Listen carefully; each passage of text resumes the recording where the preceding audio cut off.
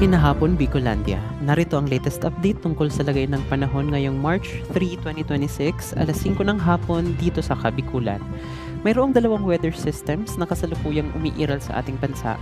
Ito ay ang Northeast Monsoon o Amihan na nakakaapekto sa extreme northern Luzon at ang Easterlies o maalinsangang hangin na nagmumula sa Karagatang Pasipiko na nakakaapekto naman sa nalalabing bahagi ng bansa. Dito sa Bicol Region, asahan pa rin ang bahagyang maulap hanggang sa maulap na kalangitan, posible rin ang pulo-pulo o isolated na pag-ulan at thunderstorms dulot ng easterlies. Maaari ring magkaroon ng pagbaha o pagguho ng lupa kapag may severe thunderstorms. Magtungo naman tayo sa kondisyon ng hangin at karagatan. Mahina hanggang sa katamtamang ihip ng hangin na magmumula sa hilagang silangan ang ating mararanasan. Ang alon naman sa ating mga baybaying dagat ay posibleng umabot sa 0.6 hanggang 2.5 meters ang taas. Ang agwat ng temperatura sa Kabikulan ay naglalaro sa 22 to 31 degrees Celsius. Ang araw ay sisikat bukas ng alas 6 ng umaga at lulubog bukas ng alas 5:57 ng hapon.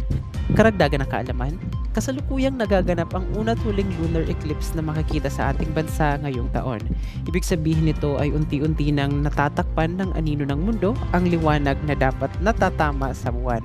Dahil dito, unti-unti nang didilim ang buwan at maya-maya lamang ay magmumukhang kulay pula o blood moon dahil sa refraction of light sa ating atmosphere. Good news dito sa Bicol Region dahil ayon sa latest forecast mula sa Pag-asa, mababa ang posibilidad ng cloud coverage o ulan sa Bicol Region ngayon. Kaya naman maaari nating itong makita ng buo mamaya, simula alas 7 hanggang alas 8 ng gabi. Dahil gabi ito, hindi na kinakailangang magsuot ng kahit anong eye gear at ng mga telescopes. Ang susunod na total lunar eclipse sa ating bansa na makikita natin ay sa December 31, 2028 pa. Kaya naman iniimbitahan ko ang lahat na sulitin na natin ang pagkakataong ito.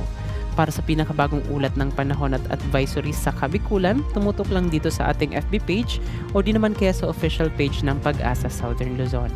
Ito po ang inyong Bicolano meteorologist, Ralph Bismonte.